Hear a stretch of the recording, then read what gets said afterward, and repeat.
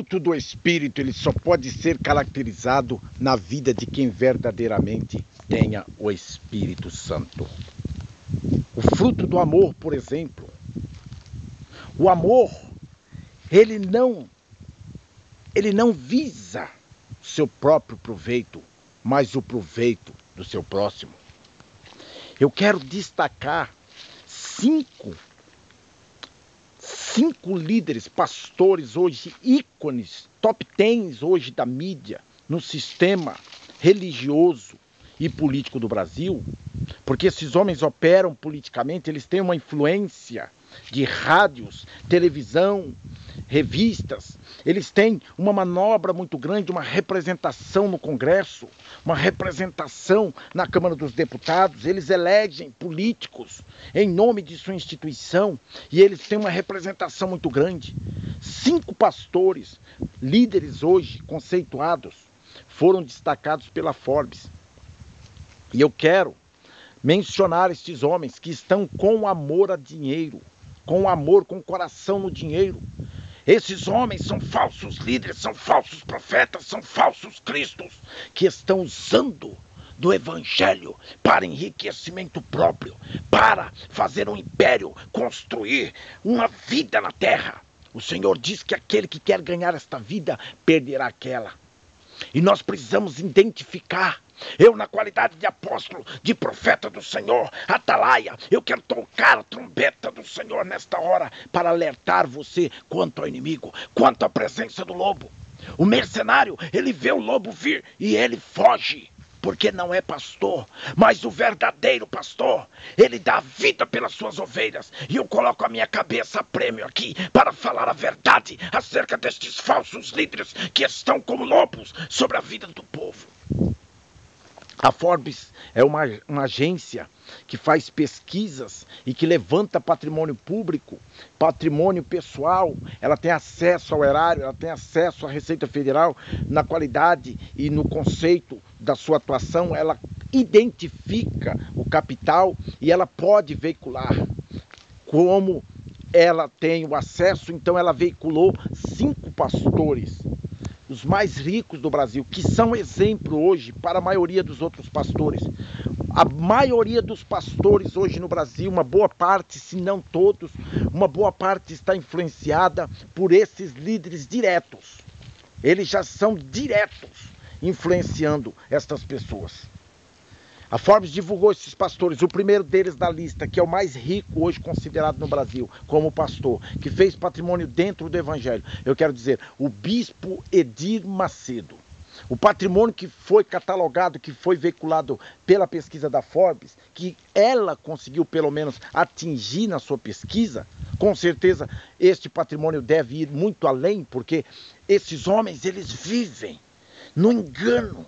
Esses homens, eles fazem alianças, eles colocam mesmo laranjas para representar o seu capital, para não avolumar suficientemente na Receita Federal.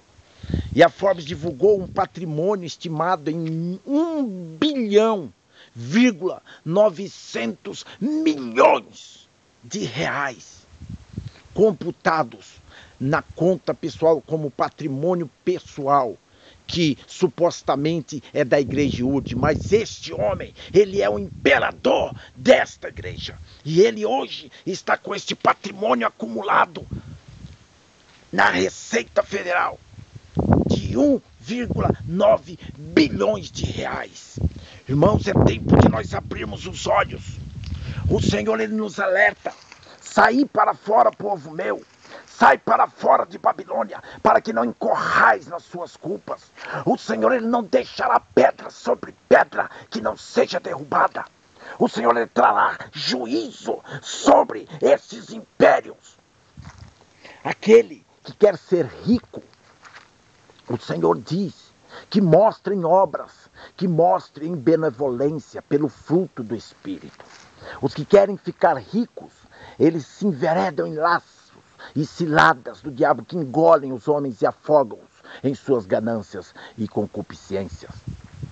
Em 1 Timóteo capítulo 6, versículo 10, diz que o amor ao dinheiro é a raiz de todos os males. E estes homens, eles estão afundados sob o príncipe principado de Mamon. O Senhor diz que não é possível servir ao Altíssimo e a Mamon. Ou havemos de amar um e desprezar o outro, ou desprezar o outro e amar a este. Estes homens que foram relatados pela Forbes, eles têm colocado o dinheiro como o seu próprio Deus. Qual que é o Deus da maçonaria? O dinheiro. Qual que era o Deus de César? O dinheiro. O mestre diz, dê a César o que é de César. Mas ao Altíssimo, o que é dele? E o que é do Altíssimo? O seu corpo, a sua vida.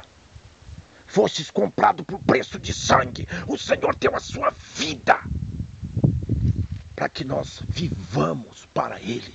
Mas esses homens, eles vivem, iludem, influenciam o povo a viver uma vida terrena, a viver para si, buscando a vida terrena, os bens da terra.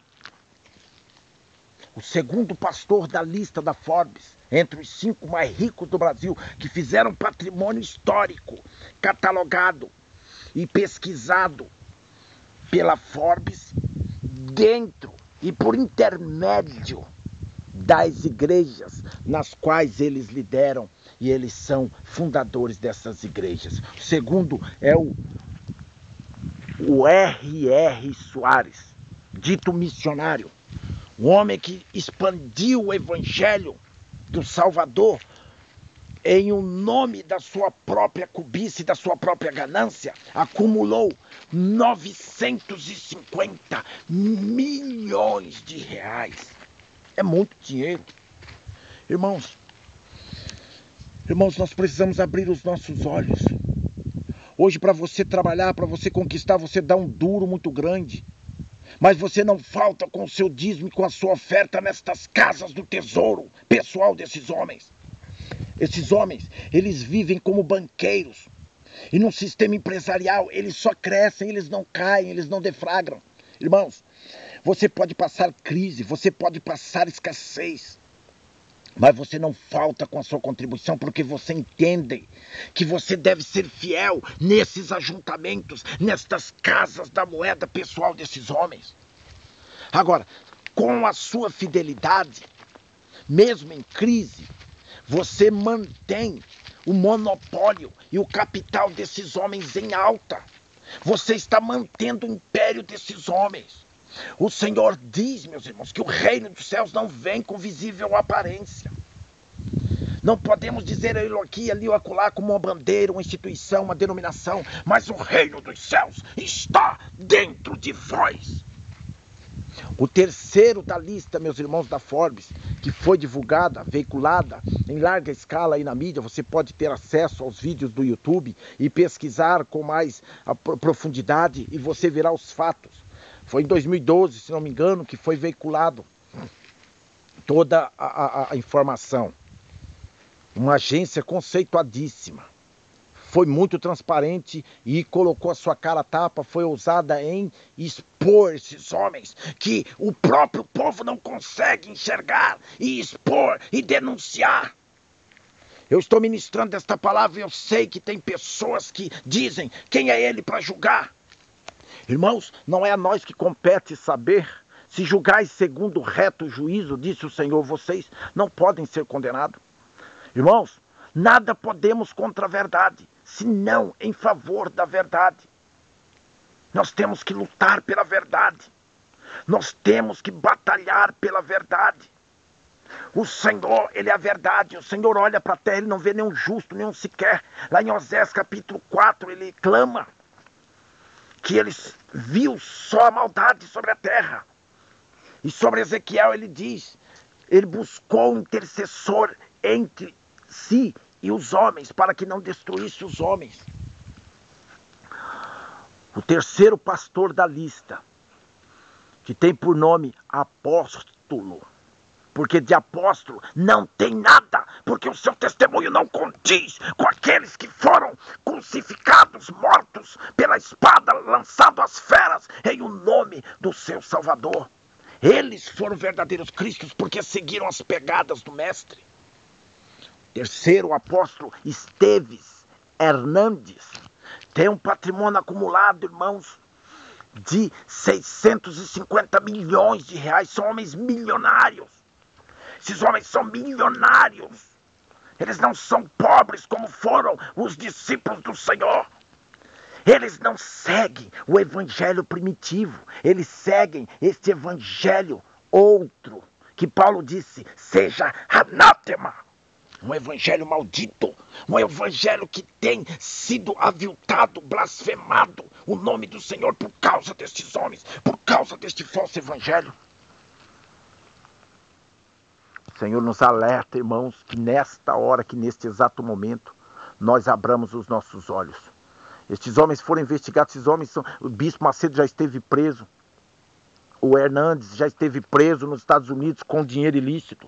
E há depoimentos pela Polícia Federal de vários laranjas que eram como que formiguinhas que levavam dinheiros ilícitos em nome desses homens, pelo capital e a influência desses homens, pela liderança desses homens. Então é tempo de abrir os olhos, irmãos. Abra os olhos.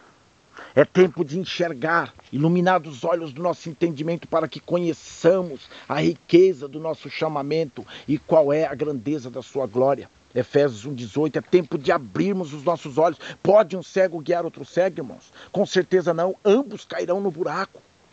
O Senhor, ele exige que o atalaia, que aquele que toca a trombeta no alto da torre, esteja vigilante, veja e avise o povo. Esses homens são cegos, são atalaias cegos. Eles não veem coisa alguma, eles não veem um palmo à frente de seu nariz, eles só veem dinheiro à sua frente, irmãos.